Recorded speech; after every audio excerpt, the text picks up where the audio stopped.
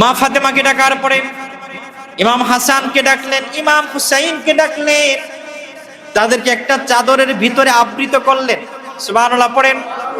পাশেই দাঁড়ানো ছিলেন হযরতে আলী রাদিয়াল্লাহু তাআলা। নবীজি হযরতে আলীকে বললেন, আলী রে, আমার এই চাদরের মধ্যে চলে আসো। সুবহানাল্লাহ।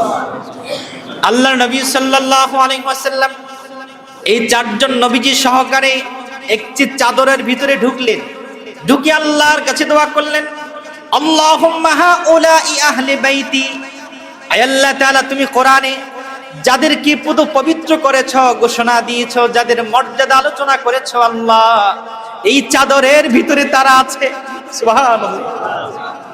ونشهد أن لا إله إلا الله وحده لا شريك له الذي لم يلد ولم يولد ولم يكن له كفوا أحد ونشهد أن سيدنا وسندنا وطبيبنا وطبيب قلوبنا ونور عيوننا محمدا عبد الله ورسوله الذي أرسله بالحق بشيرا ونذيرا وداعيا إلى الله بإذنه وسراجا منيرا. أما بعد فقد قال الله تعالى في كلامه المجيد والفرقانه الحميد. أعوذ بالله من الشيطان الرجيم. بسم الله الرحمن الرحيم. إنما يريد الله ليذهب عنكم الرجس أهل البيت ليذهب عنكم الرجس أهل البيت ويطهركم تطهيرا. صدق الله العظيم وصدق رسوله النبي الحبيب الكريم ونحن على ذلك من الشاهدين والشاكرين والحمد لله رب العالمين. وقال تعالى في شان حبيبه ومحبوبه مخبرا وآمرا إن الله وملائكته يصلون على النبي يا أيها الذين آمنوا صلوا عليه وسلموا تسليما. اللهم صل على مولانا محمد وعلى آل سيدنا مولانا محمد. زیارت مدینہ کی دل میں ہے تمنا، زیارت مدینہ کی دل میں ہے تمنا،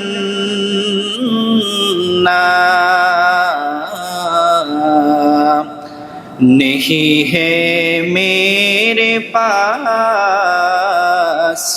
سفر کا زمانہ. اللہم صلی علی مولانا محمد وعلى آل سيدنا مولانا محمد. إن في الجنة نهرا من لبن إن في الجنة نخرا من لبن لعلي وحسين وحسن لعلي وحسين وحسن إن في الجنة نخرا من لبن لعلي وحسين وحسن كل من كان محبا لهم كل من كان محبا لهم يدخل الجنة من غير حزن يدخل الجنة من غير حزن بلغ العلا بكماله كشف الدجى بجماله حسنت جميع خصاله صلوا عليه وآله মুআজ্জাজ মুহতারাম উপস্থিত ঐতিহ্যবাহী পদরদিয়া কেন্দ্রীয় জামে মসজিদে পবিত্র মুহররমের চাঁদের দ্বিতীয় জুমায় আজকে ঐতিহাসিক দিবস ইয়াউমে আশুরা মুহররম মাসের 10 তারিখ আজকের এই বরকতপূর্ণ আয়োজনে এই বরকতপূর্ণ জুমায় আল্লাহর ঘর মসজিদে আল্লাহ পাক আমাদেরকে যাদেরকে আসার ও বসার তৌফিক দান করলেন চলুন সেই মহিয়ান গরিয়ান সর্বশক্তিমান আল্লাহ সুবহানাহু ওয়া তাআলার দরবারে আমাদের হৃদয়ের সবটুকু আবেগ অনুভূতিগুলোকে উজাড় করে হৃদয়ের সবটুকু প্রাচীর উন্মোচন করে পড়ছি আলহামদুলিল্লাহ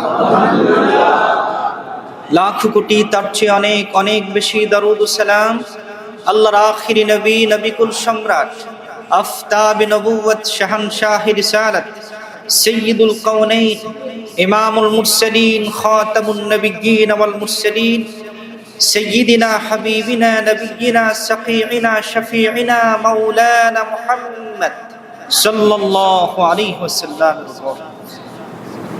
আল্লাহ রাব্বুল আলামিন আজকের এই দিবসে আমাদেরকে উপস্থিত করলেন আজকের এই দিবস এমন একটি দিবস ইয়াউমে আশুরা আল্লাহ রাব্বুল আলামিন এই আশুরার দিবসে পৃথিবীর মধ্যে যত উল্লেখযোগ্য ঘটনা ঘটেছে তার মধ্যে সব উল্লেখযোগ্য ঘটনাই আশুরার দিবসে আল্লাহ পাক ঘটিয়েছেন বলেন সুবহানাল্লাহ ইমাম তাবারানী হাদিস সংকলন করেছেন কিয়ামত যেদিন হবে সেই দিনটাই হবে মুহররম মাসের 10 তারিখ এবং ওই দিনটা হবে জুমার দিন জোরে বলবেন না সুবহানাল্লাহ আমরা আজকে কিন্তু এমন একটা দিবসে উপস্থিত হয়েছি আজকে বৃহস্পতিবারও হতে পারতো ঠিক না আজকে জুমার দিন আবার মুহররম মাসের 10 তারিখ এমন একটি দিন জুমার দিন এবং মুহররম মাসের 10 তারিখ এই পৃথিবী আসমান জমিন লৌহ কলম সবকিছুকে আল্লাহ বিনাশ করে দিলেন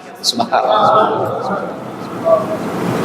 আমরা আপনারা দেখেছেন গতকাল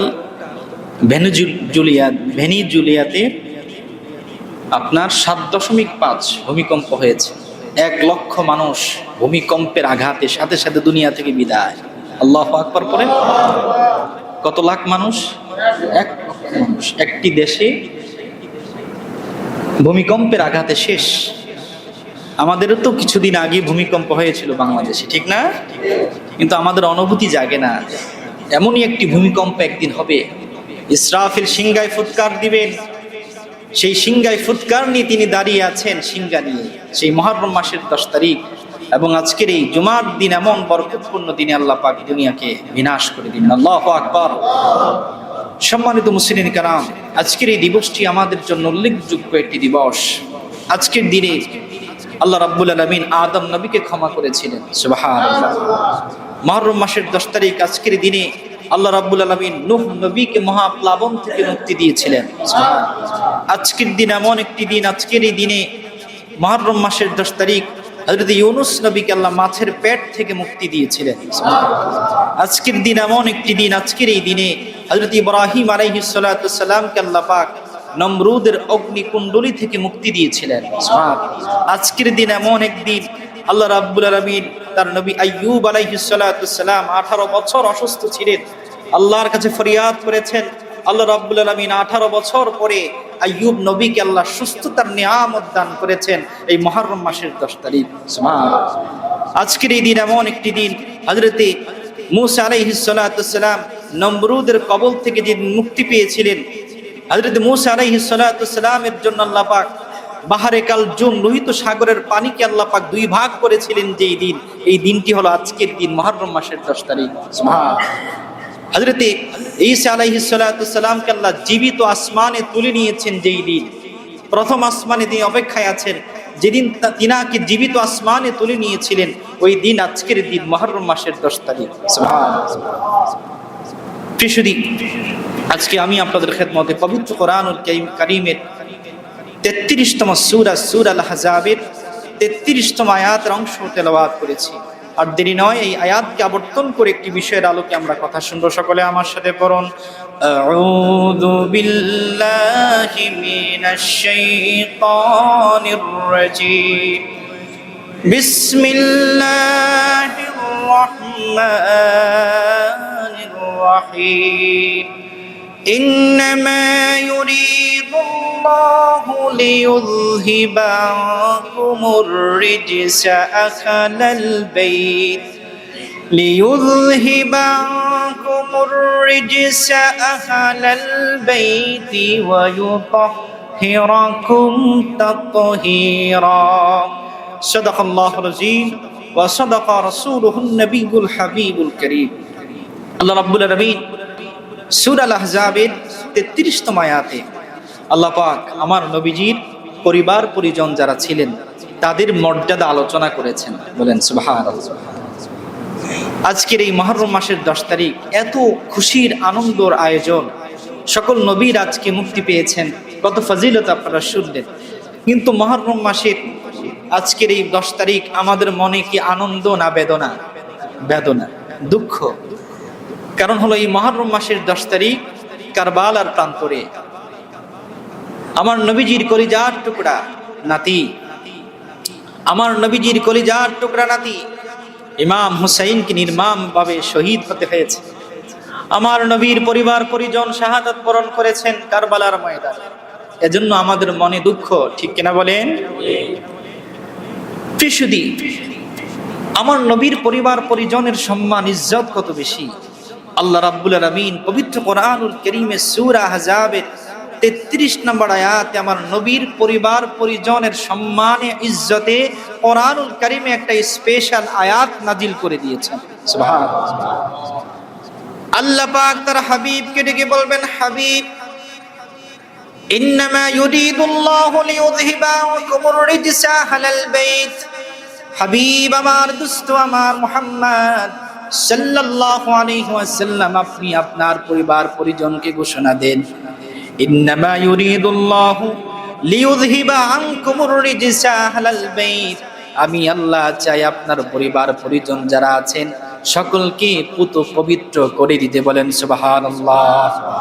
আমি চাই আপনার পরিবার পরিজন যারা আছেন তাদেরকে পুত পবিত্র রাখতে, সকল ময়লা আবর্জনা দূর করে দিতে। সুবহানাল্লাহ। ওয়া ইউতাহহিরাকুম তাতহীরা। আমি আল্লাহ চাই আপনার পরিবার পরিজনকে এই দুনিয়ার জমিনে শ্রেষ্ঠত্ব দিতে, পুত পবিত্র করে দিতে। বলেন সুবহানাল্লাহ। এই আয়াতে আল্লাহ পাক লিইয়ুযহিবা আনকুমুর রিজসা আহলাল বাইত একটি শব্দ বলেছেন, বাক্য আহলাল বাইত। আমার নবীর পরিবার পরিজনকে আরবিতে বলা হয় আহলে বাইত। কি বলে বলেন? জোরে বলতে হবে, কি বলে? আহলে বাইত। আল্লাহ পাক এই আহলে বাইত শব্দটি কোরআনুল কারীমে উল্লেখ করেছেন। বলেন সুবহানাল্লাহ। তাহলে আহলে বাইত অর্থ কি বলেন? নবীজির পরিবার। বলেন আহলে বাইত অর্থ কি? নবীজির পরিবার। আর এই নবীজির পরিবারকে পুত পবিত্র করেছেন কে? জোরে বলেন আল্লাহ। আল্লাহ পাক যদি কাউকে ঘোষণা দেন যে আমি আল্লাহ পুত পবিত্র করেছি, তারা পুত পবিত্র, তারা বরকতপূর্ণ, নিয়ামতপূর্ণ, তাদের মর্যাদা দুনিয়ার জমিনে কম না বেশি? আমরা প্রত্যেক নামাজে কিন্তু আহলে বাইতকে সালাম দেই। সুবহানাল্লাহ পড়েন। আর তাহিয়াতুর মধ্যে কি দেই? সালাম। আসসালামু আলাইকা আইয়ুহান নবী ওয়া রাহমাতুল্লাহি ওয়া বারাকাতুহু। আসসালামু আলাইনা ওয়া আলা ইবাদিল্লাহিস সালিহিন। দুরূদ শরীফেও আমরা নবীজির পরিবার পরিজনকে সালাম দিই। বলেন সুবহানাল্লাহ। প্রিয় সুধী, আহলে বাইতের সম্মান কত বেশি, মর্যাদা কত বেশি। কারবালার প্রান্তর ইমাম হুসাইন কেন শহীদ হলেন? আজকে কারবালার প্রান্তর নিয়ে আমাদের কত হৃদয় বিদারক ঘটনা। কারবালার নাম শুনলেই আমাদের কলিজায় পানি থাকে না, ঠিক কিনা বলেন? সাহাবায়ে কেরাম বলেছেন, আরবের মধ্যে মুহররম মাস কবে আসতো আমরা খেয়াল রাখতাম না। যখনই দেখতাম নবী পরিবার থেকে কান্নার শব্দ শোনা যায়, কান্নার আওয়াজ শোনা যায়, তখন আমরা ভাবতাম আরবের মধ্যে মুহররম মাস চলে আসছে। আল্লাহু আকবার। এই মুহররম মাস সেই মাস যেই মুহররম মাসে ফুরাতের তীরে ইমাম হুসাইন শাহাদাত বরণ করেছেন। ইমাম হুসাইনের সাথে নবীর পরিবার পরিজন পানির জন্য ত্রাহি ত্রাহি করেছেন। ইয়াজিদের সৈন্যরা আমার নবীর পরিবার পরিজনকে পানি দেয় নাই, বিষাক্ত তীর মেরে আমার নবীর পরিবার পরিজনকে শহীদ করেছে। এই চিত্র যারা দেখেছে আহলে বাইতের সদস্যগণ, আমার নবীর পরিবার পরিজনের মধ্য থেকে যারা জীবিত ছিলেন, তারা মুহররম মাস যখন আসছেন কান্নায় ভেঙে পড়তেন। বলেন আল্লাহু আকবার। মুহররম মাস আসলেই আরবের আমার নবীর পরিবার পরিজন যেখানে থাকতেন সেখান থেকে কান্নার শব্দ চলে আসতো। তখন আরবের মানুষ বুঝতেন যে মুহররম মাস চলে আসছে। প্রিয় সুধী, মুহররম মাসের ফজিলত বরকত কত বেশি আমরা শুনেছি গত জুমায়। আজকে আমরা শুনবো আহলে বাইতের মর্যাদা কত বেশি, তাদেরকে আমরা কেন অনুসরণ করব, তাদেরকে আমরা কেন ভালোবাসবো। মারহাবা পড়ে। এবার আসুন, আহলে বাইত অর্থ শুনলেন, অর্থ নবীজির পরিবার। এবং নবীজির পরিবার কারা? ইমাম বুখারী 3205 নম্বর হাদিসে হাদিস সংকলন করেছেন। عن عمر بن أبي سلمة رضي أن النبي صلى الله عليه وسلم قال لما نزلت هذه الآية على النبي صلى الله عليه وسلم إنما يريد الله ليذهب عنكم الرجس أهل البيت ويطهركم تطهيرا في بيت أم سلمة فدعا النبي صلى الله عليه وسلم فاطمة وحسنا وحسينا فجل لهم بكساء وعلي خلف ظهره فجل له بكساء ثم قال اللهم هؤلاء أهل بيتي فاذهب عنهم الرجس وطهرهم تطهيرا سبحان الله। এই সূরা আহজাবের 33তম আয়াতের অংশটি যখন নাজিল হলো, আল্লাহ নবী সাল্লাল্লাহু আলাইহি ওয়াসাল্লাম নবীজির একজন বিবি উম্মে সালামা ওনার ঘরে ছিলেন। এই আয়াত নাজিল হওয়ার পরে আল্লাহর নবী সাল্লাল্লাহু আলাইহি ওয়াসাল্লাম মা ফাতেমাকে ডাকলেন। মারহাবা পড়েন। মা ফাতেমাকে ডাকার পরে ইমাম হাসানকে ডাকলেন, ইমাম হুসাইনকে ডাকলেন, তাদেরকে একটা চাদরের ভিতরে আবৃত করলেন। সুবহানাল্লাহ পড়েন। পাশেই দাঁড়ানো ছিলেন হযরতে আলী রাদিয়াল্লাহু তাআলা। নবীজি হযরতে আলীকে বললেন, আলী রে, আমার এই চাদরের মধ্যে চলে আসো। সুবহানাল্লাহ। আল্লাহর নবী সাল্লাল্লাহু আলাইহি ওয়াসাল্লাম এই চারজন নবীজি সহকারে একটি চাদরের ভিতরে ঢুকলেন। ঢুকে আল্লাহর কাছে দোয়া করলেন, আল্লাহুম্মা হাউলাই আহলে বাইতি। আয় আল্লাহ তাআলা, তুমি কোরআনে যাদেরকে পুরো পবিত্র করেছো, ঘোষণা দিয়েছো, যাদের মর্যাদা আলোচনা করেছো, আল্লাহ এই চাদরের ভিতরে তারা আছে। সুবহানাল্লাহ। এই চাদরের ভিতরে আমি আবৃত করেছি গো আল্লাহ। আমি রাসূল ঘোষণা দিচ্ছি, এরা আমার পরিবার। মারহাবা পড়েন। ও আল্লাহ তাআলা, আমার পরিবার পরিজনকে তুমি সম্মান দান করো, এই দুনিয়ার জমিনে তাদেরকে পুত পবিত্র রাখো। বলেন সুবহানাল্লাহ। তাহলে একটি চাদরের ভিতরে কয়জন হলো? 5 জন। জোরে বলেন 5 জন। আমার নবীজি হযরতে ফাতেমা রাদিয়াল্লাহু তাআলা, হযরতে হাসান, হযরতে হুসাইন রাদিয়াল্লাহু তাআলা আনহুমা, হযরতে আলী রাদিয়াল্লাহু তাআলা, কয়জন হলো? 5 জন। এজন্যই এই 5 জনকে বলা হয় পাক পাঞ্জাতন। যদি বলেন কি বলেন? পাক পাঞ্জাতন। এই পাক পাঞ্জাতনের কথা হাদিসের মধ্যে আছে না নাই? আছে। সহিহ বুখারী 3205 নাম্বার হাদিসের বর্ণনা। কেউ যদি অসুস্থ হয়, বিপদে পড়ে, এই পাক পাঞ্জাতনের ওসিলা দিয়ে যদি দোয়া করে, আল্লাহ দোয়া কবুল করে। সুবহানাল্লাহ। প্রিয়সুধী, এই পাক পাঞ্জাতন যারা আমার নবীর পরিবার পরিজন, তাদের সম্মান দুনিয়ার জমিনে কম না বেশি? জোরে বলেন বেশি। কত বেশি আল্লাহ পাক আয়াত নাজিল করেছেন তাদের শান। সুবহানাল্লাহ। এবার আসুন, আহলে বাইতের আরো সদস্যগণ রয়েছেন। উম্মে সালামা রাদিয়াল্লাহু তাআলা, ওনার ঘরেই তো ঘটনা ঘটেছে। তিনি বললেন, ইয়া রাসূলুল্লাহ, আমি কি তাদের অন্তর্ভুক্ত নই? আমি কি চাদরের ভিতরে ঢুকতে পারবো না? উম্মে সালামাকে নবীজি বললেন, ও উম্মে সালামা, তুমিও তাদের অন্তর্ভুক্ত, তুমিও আমার আহলে বাইতের পরিবারের একজন সদস্য। বলেন সুবহানাল্লাহ। এজন্য এই পাক পাঞ্জাতন আমার নবীজির 11 জন বিবি ছিলেন, ওনারা আহলে বাইতের অন্তর্ভুক্ত। বলেন সুবহানাল্লাহ। হযরত আলী রাদিয়াল্লাহু তাআলা আরো অনেক সন্তান ছিলেন, ওনারাও আহলে বাইতের সদস্য। মারহাবা পড়েন। হযরত আব্বাস রাদিয়াল্লাহু তাআলা আমার নবীজির আরেকজন চাচা, ওনার পরিবার পরিজন আহলে বাইতের সদস্য। আমার নবীজি সাল্লাল্লাহু আলাইহি ওয়াসাল্লামের আরেকজন চাচা ছিলেন হযরত আকিল রাদিয়াল্লাহু তাআলা, ওনার পরিবার পরিজন আহলে বাইতের সদস্য। বলেন সুবহানাল্লাহ। প্রিয়সুধী, আমার নবীজি সাল্লাল্লাহু আলাইহি ওয়াসাল্লাম যাদেরকে আহলে বাইত বলে ঘোষণা দিয়েছেন, তাদেরকে পুত পবিত্র করেছেন কে? আল্লাহ। তাদের সম্পর্কে আল্লাহর নবী ইসলাম কত হাদিসের মধ্যে কি ফজিলত বর্ণনা করেছেন। ইমাম বাইহাকি হাদিস সংকলন করেন, আল্লাহর নবী বিদায় হজের ময়দানে একটা ভাষণ দিয়েছেন। ভাষণ দেওয়ার পরে নবীজি বলেছেন, ইন্নী তারিকুম ফীকুম মা ইন তামাসসাকতুম বিহি লান তাদিল্লু বাদি। আল্লাহর নবী সাহাবায়ে কেরামকে বললেন, সাহাবীরা, আমি চলে যাব, তোমাদের মাঝে দুইটি জিনিস রেখে যাই। সুবহানাল্লাহ। নবীজি বললেন, এক নাম্বার হলো কিতাবুল্লাহ, আল্লাহর কিতাব। 2 নাম্বার নবীজি বললেন, আহলে বাইতি ওয়া ইতরাতি, আমার পরিবার পরিজন, তাদেরকে রেখে গেলাম। তোমরা যদি তাদের অনুসরণ করো, তাদেরকে ভালোবাসো, তোমরা দুনিয়াতে কোনোদিন অপদস্থ হবে না। সুবহানাল্লাহ। দুনিয়াতে কোনোদিন অপদস্থ হবে না তাদের যদি অনুসরণ করো। বলেন সুবহানাল্লাহ। এবার আসুন, আহলে বাইতের সদস্যগণ জান্নাতের সরদার হবে। মারহাবা পড়েন। ইমাম তিরমিজি হাদিস সংকলন করেছেন 3768 নাম্বার হাদিসের বর্ণনা।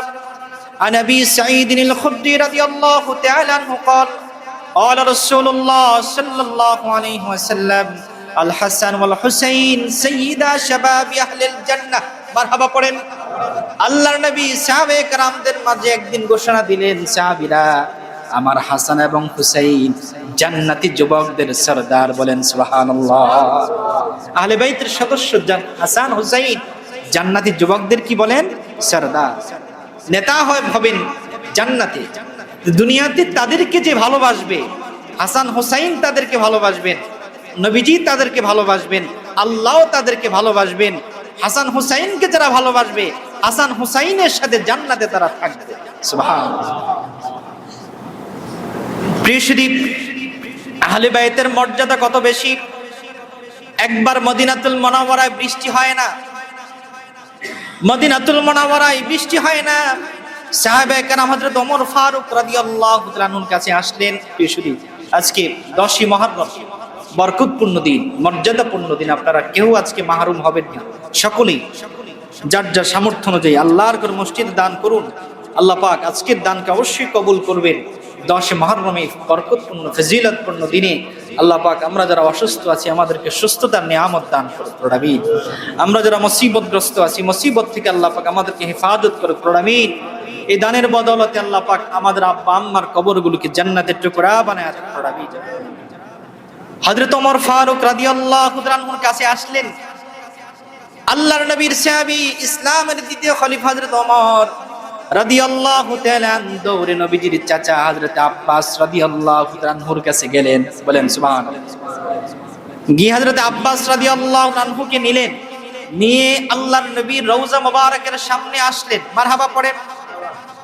আল্লাহর নবী সাল্লাল্লাহু আলাইহি ওয়াসাল্লামের রওজা মুবারকের সামনে এসে হযরত আলী রাদিয়াল্লাহু আনহু আল্লাহর কাছে হাত তুলে দোয়া করলেন। মারহাবা পড়েন। হযরত ওমর ফারুক হাত তুলে দোয়া করে আল্লাহর কাছে বললেন, আল্লাহুম্মা ইন্না কুন্না নাতাওয়াসসালু ইলাইকা বিনাবিয়িনা সাল্লাল্লাহু আলাইহি ওয়াসাল্লাম ফাতাসকিনা। ওয়া ইন্না নাতাওয়াসসালু ইলাইকা বিআম্মি নাবিয়িনা সাল্লাল্লাহু আলাইহি ওয়াসাল্লাম ফাসকিনা ক্বালা ফায়াসকুন। বলেন আল্লাহু আকবার।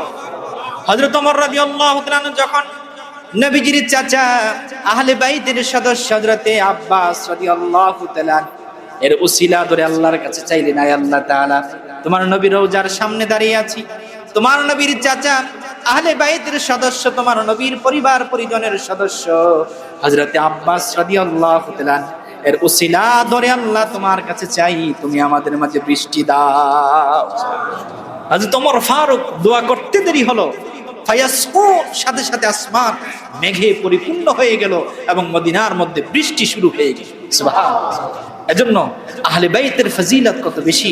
নবীজির পরিবার পরিজনকে উসিলা ধরে যদি আপনি চান, আল্লাহ পাক সাথে সাথে ওই দোয়াকে কবুল করে নেন। সুবহানাল্লাহ। প্রিয় শরীফ, আল্লাহর নবী সাল্লাল্লাহু আলাইহি ওয়াসাল্লামের নবীজির পরিবার পরিজনের মর্যাদা কত বেশি। আল্লাহর নবী সাল্লাল্লাহু আলাইহি ওয়াসাল্লাম হযরতে ফাতেমা রাদিয়াল্লাহু তাআলা আনহাকে ডেকে বললেন, ও সাহাবীরা শোনো, ফাতেমাতুন বিদআতুম মিন্নি, ও আমার সাহাবীরা শোনো, ফাতেমা হলো আমার কলিজার টুকরা। বলেন সুবহানাল্লাহ। আমার শরীরের একটা অংশ হলো আমার ফাতেমা। বলেন আল্লাহু আকবার। নবীজি বললেন, ফামান আহাব্বাহা, যে ব্যক্তি আমার ফাতেমাকে ভালোবাসে, আমি রাসূল তাকে ভালোবাসি। সুবহানাল্লাহ। এজন্য মা ফাতেমাকে আমরা ভালোবাসি কম না বেশি? জোরে বলেন, অনেক বেশি। আমাদের মেয়েদের নাম রাখবো ফাতেমা, পারবো না ইনশাআল্লাহ? নবীজির আহলে বাইতের মহব্বত যদি আপনি নামটা রাখেন, খোদার কসম করে বলি, এই ফাতেমা কোনোদিন জাহান্নামে যাবে না। আল্লাহু আকবার। নবীর পরিবার পরিজনকে মহব্বত করে যদি ছেলের নাম হাসান হুসাইন রাখেন, খোদার কসম করে বলি, আল্লাহু লিরাব্বিল কাবা, কাবার শপথ আল্লাহর কসম করে বলছি, এই হাসান হুসাইন কোনোদিন জাহান্নামে যাবে না। সুবহানাল্লাহ পড়েন। এজন্য আমাদের ছেলে মেয়েদের নাম রাখবো আহলে বাইত, আমার নবীর পরিবার পরিজনদের সুন্দর নামগুলোর নাম অনুসারে। পারবো না ইনশাআল্লাহ? আল্লাহ পাক আমাদেরকে কবুল করুক। প্রবীণ প্রিয়সুদী, নবীজি সাল্লাল্লাহু আলাইহি ওয়াসাল্লাম আহলে বাইতের সদস্যদের মধ্যে যাকে সবচেয়ে বেশি ভালোবাসতেন তারা হলেন হযরতে হাসান এবং হুসাইন। কয়জন বলেন? দুইজন। যাদেরকে নবীজি সবচেয়ে বেশি ভালোবাসতেন তারা কয়জন? দুইজন, হাসান এবং হুসাইন। হযরতে হাসান হুসাইন যখন জন্মগ্রহণ করলেন, আল্লাহ নবীর কাছে নিয়ে আসা হলো, প্রস্তাব করা হলো অন্য নাম, যে আমরা এই এই নাম রাখতে চাই। আল্লাহ নবী সাল্লাল্লাহু আলাইহি সাল্লাম ঘোষণা দিলেন, ওরে আমার সাহাবীরা শোনো, আল হাসান আল হুসাইন, আমি দুইটা নাম আমি আমার নাতিদের নাম রাখতে চাই। মারহাবা পড়েন।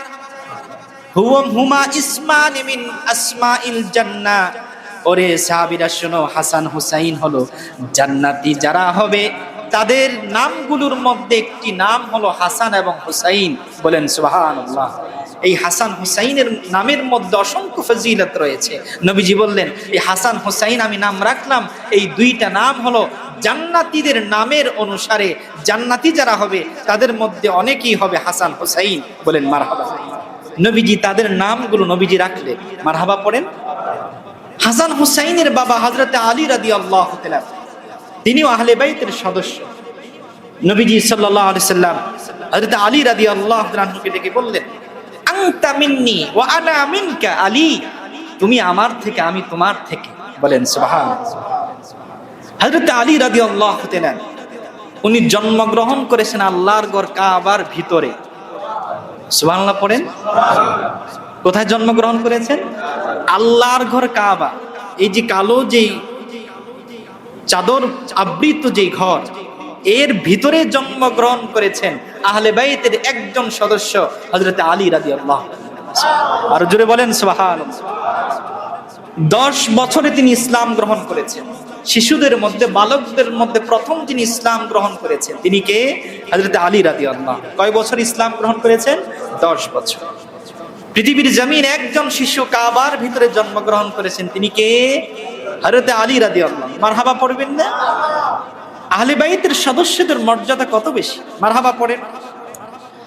আল্লাহ নবী সাল্লাল্লাহু আলাইহি ওয়াসাল্লাম একদিন মা ফাতেমার বাড়িতে গেলেন। ইমাম তিরমিজি হাদিস নকল করেছেন, নবীজি ফাতেমা রাদিয়াল্লাহু তাআলা আনহার বাড়িতে গিয়ে বললেন, ফাতেমা রে, আমার হাসান হুসাইন কোথায়? সুবহানাল্লাহ। হাসান হুসাইনকে আমার কাছে নিয়ে আসো।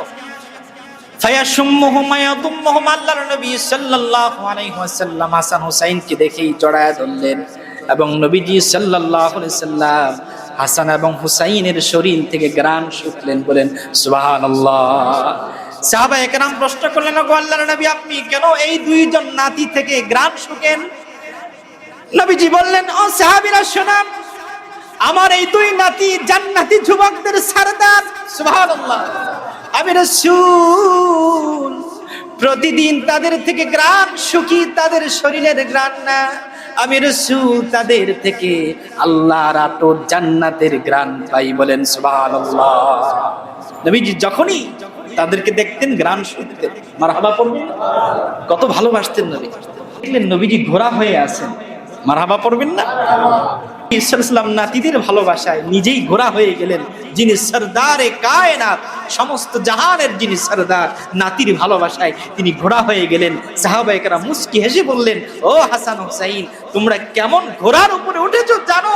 যিনি কাউনাইনে দু জাহা, যিনি জান্নাতের সরদার, দুনিয়ার সরদার, তোমরা তার পিঠের উপরে উঠেছো। সুবহানাল্লাহ। প্রিয় সুধী, আল্লাহ নবী সাল্লাল্লাহু আলাইহি ওয়াসাল্লাম হাসান হুসাইনকে কত ভালোবাসতেন। নবীজি সাল্লাল্লাহু আলাইহি ওয়াসাল্লাম একদিন হাত তুলে আল্লাহর কাছে দোয়া করলেন, আল্লাহ ইন্নী উহিব্বুহুমা, আল্লাহ আমি দুইটা নাতিকে ভালোবাসি, ফাহিব্বুহুমা, আল্লাহ তুমিও তাদেরকে ভালোবাসো। সুবহানাল্লাহ। আল্লাহর নবী দোয়া করলেন, আয় আল্লাহ তাআলা, আমি তাদেরকে ভালোবাসি, তুমিও তাদেরকে ভালোবাসো, এবং আমার উম্মতের মধ্য থেকে যারা আমার হাসান হুসাইনকে ভালোবাসবে, আল্লাহ তুমিও তাদেরকে ভালোবাসো, বলেন সুবহানাল্লাহ। এজন্য আমরা হাসান এবং হুসাইনকে ভালোবাসি, কম না বেশি? জোরে বলেন, কম না বেশি? হাসান হুসাইন আমাদের হৃদয়ের কলিজার একটি অংশ, ঠিক কিনা বলেন? আমরা তাদেরকে ভালোবাসি। আমার নবীজি চোখের পানি ছাড়তেন হাসান হুসাইনের চোখে। এক ঈদের সময় হাসান হুসাইন এসে নানা ভাইয়ের কাছে আরজি জানান, ওগো নানা ভাই, সকলের নতুন পোশাক আছে, আমাকে, আমাদের দুই ভাইকে আমাদের বাবা নতুন পোশাক দিতে পারে নাই, নানা ভাই আপনি কি আমাদেরকে নতুন পোশাক দিবেন? নবীজি মাথা নিচু করে আছেন। আল্লাহ রাব্বুল আলামিন জিবরিল আমিন কি পাঠিয়ে দিয়েছেন জান্নাত থেকে দুইটা পোশাক দিয়ে, বলেন সুবহানাল্লাহ। একটা পোশাকের রং ছিল সবুজ, আরেকটা পোশাকের রং ছিল লাল। আল্লাহু আকবার বলেন। নবীজি দুইটা পোশাক দুইজনকে দিলেন। নবীজি জিবরিল আমিনকে বললেন, জিবরিল রে, এই দুইটা পোশাকের কালার এমন কেন, রং এমন কেন? জিবরিল আমিন ডেকে বললেন, ওগো আল্লাহর নবী, আপনার নাতি হাসান, তাকে আল্লাহ রাব্বুল আলামিন সবুজ পোশাক দিয়েছেন, জান্নাতি যুবকদের সরদার। এই নাতি আপনার বিষ প্রয়োগে এই নাতিকে শহীদ করা হবে, আউযুবিল্লাহ পড়েন। আর আপনার নাতি হুসাইনকে আল্লাহ রাব্বুল আলামিন লাল পোশাক দিয়েছেন, কারণ কারবালার ময়দানে আপনার নাতি শহীদ হবে। আল্লাহু আকবার পড়েন। আল্লাহর নবী সাল্লাল্লাহু আলাইহি ওয়াসাল্লাম চোখের পানি ছাড়লেন। সাহাবায়ে কেরামকে বললেন, ও সাহাবীরা শোনো, আমার এই দুই নাতিকে যারা ভালোবাসবে, আমি রাসূল তাদেরকে ভালোবাসবো। সুবহানাল্লাহ। প্রিয়সুধী, এই দুই নাতি আমাদের জন্য আদর্শ। মারহাবা পড়েন। হযরত ফাতেমা রাদিয়াল্লাহু আনহার ঘরে আরেকজন নবীজির নাতি ছিলেন, ওনার নাম হলো মুহসিন। কি নাম বলেন? জোরে বলেন, কি নাম? মুহসিন। তাহলে নবীজির হযরত ফাতেমা রাদিয়াল্লাহু আনহার ঘরে তিনজন নাতি, দুইজন নাতনি ছিল। মারহাবা পড়েন। নাতনি দুইজন হযরত যায়েনাব, হযরত উম্মে কুলসুম। মারহাবা পড়েন। তারাও আহলে বাইতের সদস্য, বলেন না সুবহানাল্লাহ। তাহলে আমরা আহলে বাইতকে ভালোবাসি, কম না বেশি? এই ভালোবাসা আমাদের হৃদয়ে অর্জন করতে হবে। আহলে বাইতের সদস্যদের আলোচনা সবচেয়ে বেশি করতে হবে। পারবো না ইনশাআল্লাহ? কিন্তু বাংলাদেশে এখন আহলে বাইতের আলোচনা নাই। মুহররম মাসের অনেক ফজিলত আলোচনা আছে। আহলে বাইতের সদস্য কারা, তাদেরকে কেন ভালোবাসতে হবে, তাদেরকে ভালোবাসার মাধ্যমে কিভাবে আমরা নবীজির ভালোবাসা পাবো, এজন্য আমরা আহলে বাইতের সদস্যদের আলোচনা করব অনেক বেশি ইনশাআল্লাহ। মুহররম মাসে প্রত্যেক মসজিদে আহলে বাইতের ভালোবাসার আলোচনা হওয়া উচিত, ঠিক কিনা বলেন? আমরা তাদেরকে ভালোবাসি, প্রমাণ কি? আমরা যে তাদেরকে ভালোবাসি, কি প্রমাণ?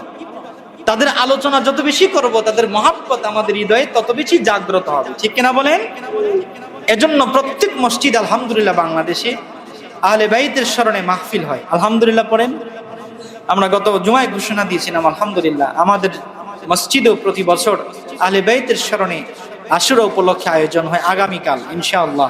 আগামীকাল আমাদের মসজিদে পবিত্র আশুরা এবং আহলে বাইতের স্মরণে ওয়াজ দোয়ার মাহফিল, আপনাদেরকে দাওয়াত করছি, আপনারা আসবেন।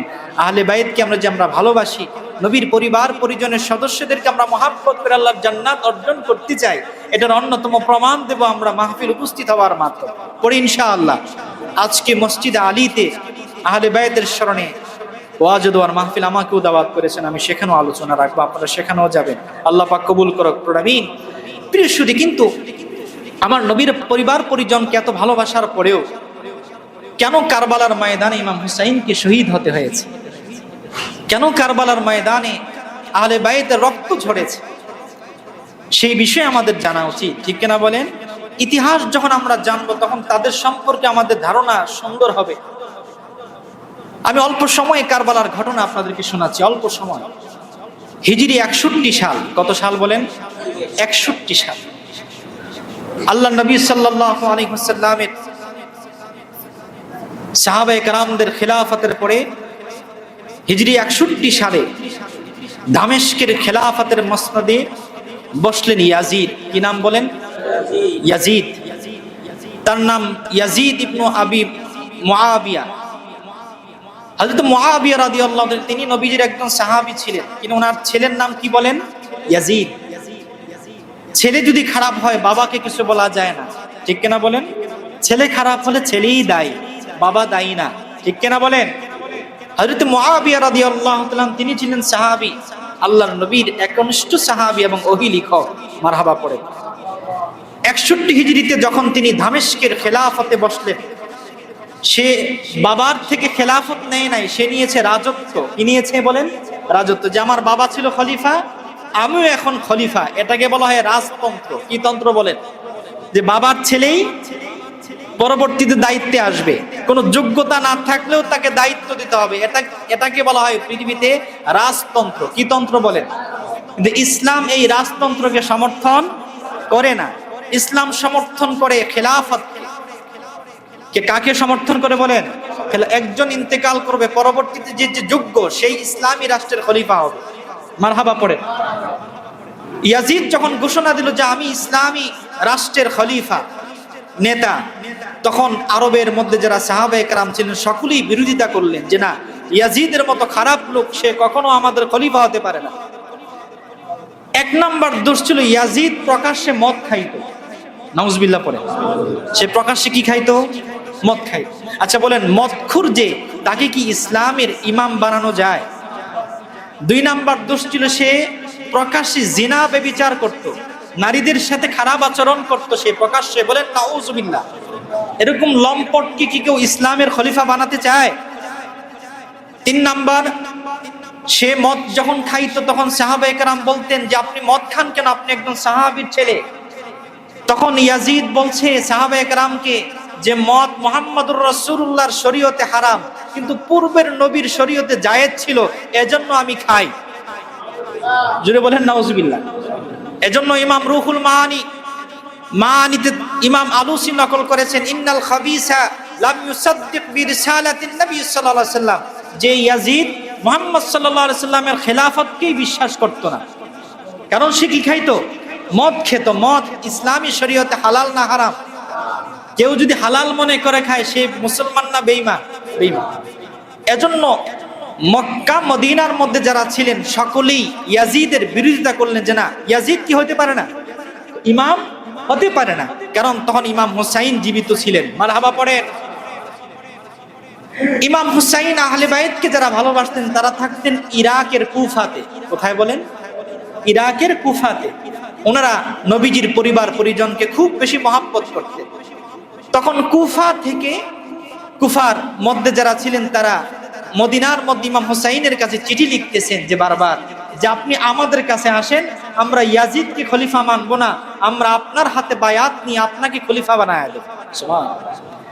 কুফা থেকে 1টি নয় 2টি নয় 150 চিঠি পাঠাইছে ইমাম হুসাইনের কাছে। কতটি বলেন? 12,000 কুফাবাসী ইমাম হুসাইনের হাতে বায়াত নেবেন। চিঠি পাঠাইছেন, ইমাম হুসাইন আপনি আসেন, ইয়াজিদের মতো লম্পট, ইয়াজিদের মতো খারাপ লোককে আমরা নেতা মানি না, আপনাকে নেতা মানি।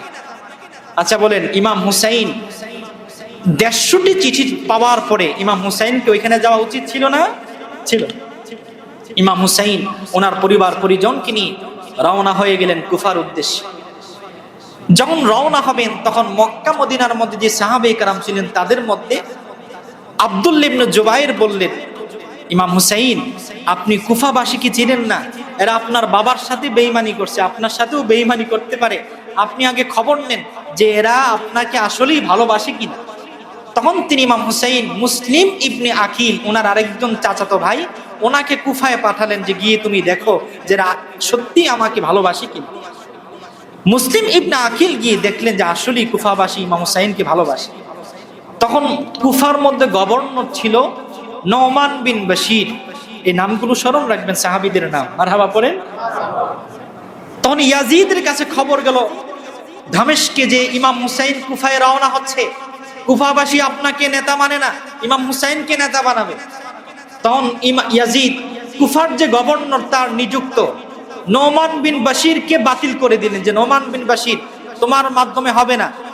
তখন সে উবাইদুল্লাহ বিন জিয়াদকে নতুন গভর্নর করে কুফায় পাঠাইছে, বলেন না নাউজুবিল্লাহ। নোমান বিন বশির ছিলেন নরম মনের অধিকারী, আর উবাইদুল্লাহ বিন জিয়াদ ছিলেন খুব কট্টর খারাপ মানুষ।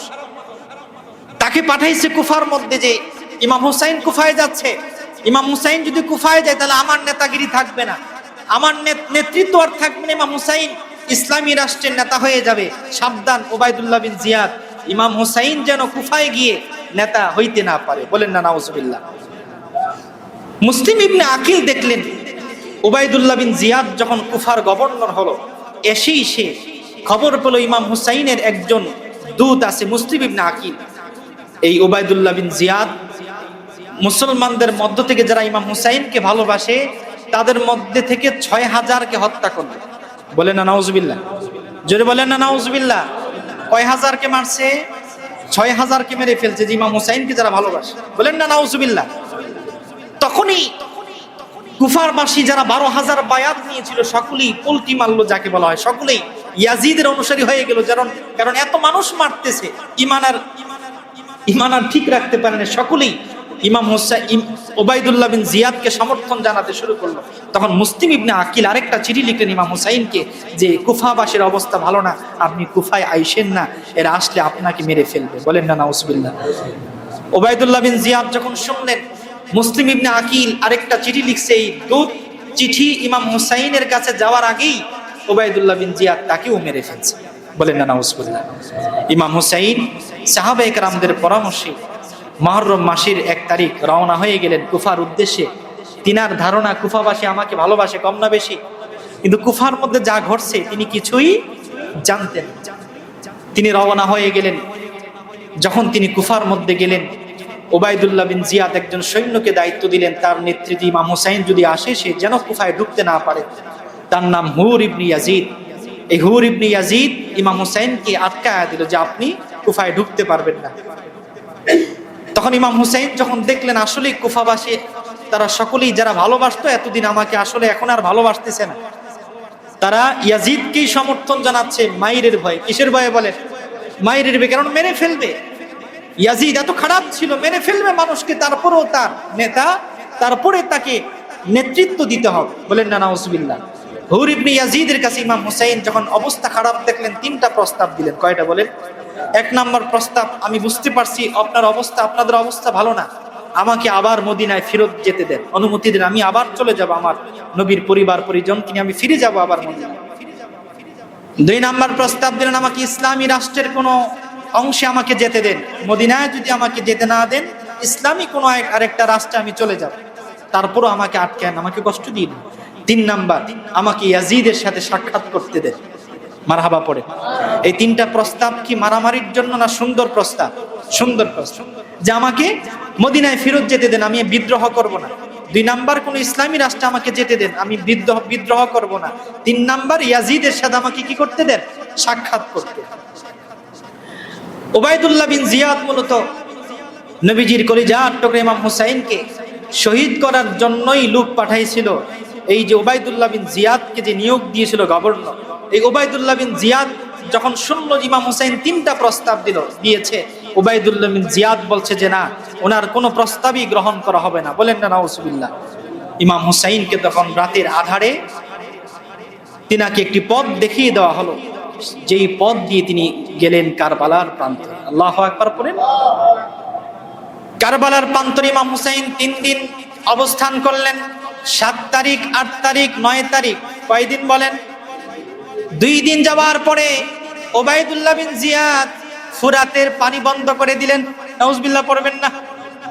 আহলে বায়তের সদস্যদের জন্য ইমাম হুসাইন তাবু গাড়লেন। নবীজির পরিবার পরিজন 72 জন এই তাবুতে। কয়জন বলেন? 72 জন। পানি নাই। 1 দিন, 2 দিন, 3 দিন। কয়দিন বলেন? 3 দিন। 9 মুহররম ইমাম হুসাইন রাদিয়াল্লাহু তাআলা রাতের বেলায় স্বপ্নে দেখলেন। হঠাৎ করে ঘুম থেকে চিৎকার মেরে ঘুম থেকে জাগলেন। ওনার বোন 2 জন জায়নাব এবং কুলসুমকে ডেকে আহলে বায়তের সদস্যদেরকে নিয়ে একটি মজলিস করলেন। ইমাম হুসাইন রাদিয়াল্লাহু তাআলা 9 মুহররম রাতে, মানে যেই রাতে 10 মুহররম শুরু হবে, সেই রাতে সাহরি খেয়ে রোজা রাখলেন। মারহাবা পড়েন। 10 মুহররম আমরা অনেকে রোজা আছি, মারহাবা পড়েন। ইমাম হুসাইন রোজা রাখছিলেন। ইমাম হুসাইন রাতের বেলায় স্বপ্নে দেখলেন আল্লাহর নবী ওনার কাছে আসতেছেন। সুবহানাল্লাহ। এই স্বপ্নের ঘটনা আহলে বাইতের সদস্যদের কাছে নবীজি কলিজার টুকরা নাতি চোখের পানিগুলো ছেড়ে দিয়ে বর্ণনা করলেন। সকল আহলে বাইতের সদস্যদের সামনে নিয়ে ইমাম হুসাইন বললেন, রাআইতু রাসূলুল্লাহ সাল্লাল্লাহু আলাইহি ওয়াসাল্লাম ফিল মানাম ফাকালা ইয়া হুসাইন ইন্নাকা তারুহু ইলাইনা। মারহাবা পড়েন।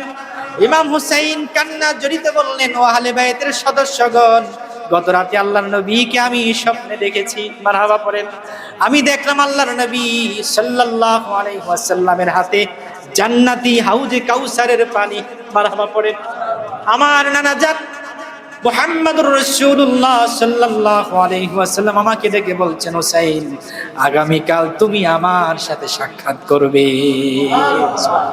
তো আহলে বাইতের সদস্যদের মধ্যে কান্না রোল পড়ে গেল। এর উদ্দেশ্য হলো ইমাম হুসাইন কি হয়ে যাবেন? শাহাদাত বরণ করবেন। ইমাম হুসাইন রাদিয়াল্লাহু তাআলা পরের দিন ফজরের নামাজ পড়ালেন। ওই ফজরের নামাজের পেছন কাতারগুলোতে ইয়াজিদের সৈন্যরাও অংশগ্রহণ করছে। নাউজুবিল্লাহ পড়বেন না। যারা ইমাম হুসাইনকে ফুরাতের পানি বন্ধ করে দিয়েছে তারাও নামাজের মধ্যে কি হয়ে গেছে? শরীক হয়ে গেছে। আচ্ছা বলেন, এদের নামাজ কি আল্লাহর দরবারে কবুল হবে? যারা নিয়ত করেছে ইমাম হুসাইনকে কষ্ট দিবে, আহলে বায়তের পরিবার পরিজনকে কষ্ট দেবে, ফুরাতের পানি বন্ধ করে দিছে, এরা মুসলমান না বেঈমান? যদি বলেন মুসলমান না বেঈমান? এদের নামাজ, এদের দাড়ি, এদের পাগড়ি, এদের জুব্বা, আবা কাবা যত কিছুই থাকুক, এরা মুসলমান হতে পারে কি? প্রিয়সুদী, আহলে বাইতের পরিবার পরিজন সদস্যদের যাদের সম্মানের কথা আল্লাহ কোরআনে আলোচনা করলেন, ফুরাতের পানি বন্ধ করে দিলেন। হযরত উম্মে কুলসুম সকাল বেলায় দৌড়ে আসলেন ভাইয়ের কাছে, ইমাম হুসাইনের কাছে এসে বললেন, ভাই আমার, আপনার ছোট ছেলে আলী আসগর 6 মাসের বাচ্চা, পানি নাই, পানি না থাকার কারণে মায়েদের বুকের দুধ শূন্য। আপনি কি একটু ইয়াজিদের সৈন্যদের কাছে একটু যাবেন, ফুরাতের তীরে একটু পানি কি আমার আলী আসগর কি একটু এনে দিবেন? আল্লাহর নবীর কলিজার টুকরা নাতি ইমামে হুসাইন 6 মাসের শিশু সন্তান আলী আসগরকে কোলে নিয়ে ফুরাতের তীরে গেলেন। গিয়ে ইয়াজিদের সৈন্যদের সামনে খুতবা দিলেন, দিয়ে বললেন, ও ইয়াজিদের সৈন্যরা, আমি হুসাইনের সাথে তোমাদের শত্রুতা আমি থাকতে পারে, এই কলিজার টুকরা সন্তান কোনো অপরাধ করে নাই। আল্লাহু আকবার পড়েন। আমাকে পানি দাও না, আমার কলিজার টুকরা সন্তানদেরকে পানি দাও না, আহলে বায়তের সদস্যদের পানি দাও না। এই আমার আলী আসগর 6 মাসের সন্তান, ফরিয়াদ তোমাদের কাছে, আমার আলী আসগরকে ফুরাতের একটু পানি পান করাতে দাও। আল্লাহু আকবার। ইমাম হুসাইন কলিজার টুকরা সন্তানকে বুকে নিয়ে ইয়াজিদের সৈন্যবাহিনীর সামনে আর্তনাদ করে ফুরাতের দিকে এগুলেন। 1 পা, 2 পা, 3 পা। ইমাম হুসাইন কলিজার টুকরা সন্তানকে নিয়ে যখন ফুরাতের পানিতে হাত দিবেন, কুখ্যাত ইয়াজিদের সৈন্য তীর নিক্ষেপ করেছে ইমাম হুসাইনকে লক্ষ্য করে। আলী আসগরের জওয়ানের মধ্যে তীর লেখে কলিজার টুকরা সন্তানের কলিজা ভেদ করে অপর পাশে চলে যায়। আল্লাহ আমার নবীজির পরিবার পরিজন, যাদের সম্মানের কথা আল্লাহ কোরআনে বলেছে, যারা ইসলামের জন্য জীবন উৎসর্গ করেছে, ইমাম হুসাইন কলিজার টুকরা সন্তানের চেহারার দিকে তাকায় দেখলেন তীরের আঘাতে কলিজার টুকরা সন্তানের কলিজা ছিদ্র হয়ে গেছে। চোখের পানিগুলো ছেড়ে দিয়ে কলিজার টুকরা সন্তানের দিকে তাকায় দেখলেন কলিজার টুকরা সন্তান আর নাই। দৌড়াইয়া উম্মে কুলসুমের সেই তাঁবুর দিকে দৌড়ালেন, গিয়ে উম্মে কুলসুমকে বললেন, বোন আমার কলিজার টুকরা সন্তান আলী আসগরকে ইয়াজিদের সৈন্যরা পানি দেয় নাই, আল্লাহ জান্নাতের পানি দিয়ে আমার সন্তানকে সন্তুষ্ট করে দিছে। সুবহানাল্লাহ। আলী আসগর দুনিয়া থেকে বিদায় হয়ে গেলেন। এই ঘটনার পরে আহলে বাইতের যারা ছেলে ছিলেন, হাসানের ছেলে হযরতে আব্বাস রাদিয়াল্লাহু তাআলা, অনেক সাহাবায়ে কেরাম ঝাঁপায়া পড়লেন ইয়াজিদের সৈন্যদের দিকে। যুদ্ধ শুরু হয়ে গেল। জোহরের নামাজের সময় যুদ্ধ চলছে। তখনও জোহরের নামাজের ওয়াক্ত হযরত ইমাম হুসাইন জোহরের নামাজের ইমামতি করলেন। সুবহানাল্লাহ পড়েন। সারাদিন রোজা রেখেছেন, যুদ্ধ চলছে, তুমুল যুদ্ধ। ইমাম হুসাইন আসরের সময় ঘনিয়ে আসছে। ইমাম হুসাইন রাদিয়াল্লাহু তাআলা তরবারি নিলেন। রাসূল প্রিয় নবীকে স্বপ্নে দেখলেন আল্লাহর নবী দৌড়ে আসতেছেন ইমাম হুসাইনের দিকে, কারবালার দিকে। বলেন সুবহানাল্লাহ। ইমাম হুসাইন রাদিয়াল্লাহু তাআলা তরবারি নিলেন। ওনার বাবা হযরত আলী রাদিয়াল্লাহু তাআলা আসাদুল্লাহ যাকে বলা হয়, ওনার পাগড়ি, মাথায় যে পাগড়ি, এই যে আমার যে পাগড়িটা দেখছেন ইমাম হুসাইন এমন পাগড়ি পরতেন। সুবহানাল্লাহ। এইটা আমাকে একজন ইরান থেকে হাদিয়া দিয়েছে। মারহাবা পড়ে। আহলে বাইতের স্মরণে এটা আমি পড়ছি আজকে, আল্লাহ কবুল করুক। আমিন। এই যে পাগড়িটা দেখছেন এটা ইমাম হুসাইন পরতেন যুদ্ধের মধ্যে। বলেন সুবহানাল্লাহ।